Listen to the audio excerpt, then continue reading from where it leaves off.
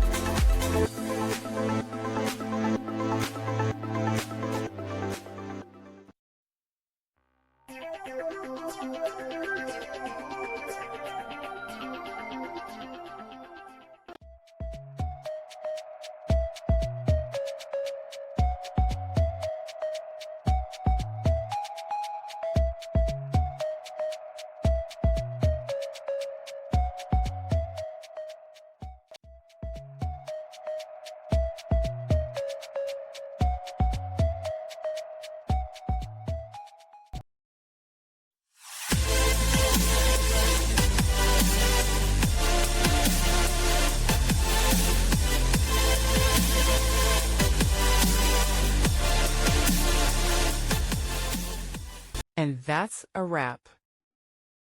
I hope you found the answer you were looking for. If you did, take a second to hit that subscribe button. It really helps out. And let me know in the comments which solution worked best for you. See you next time in the debug zone.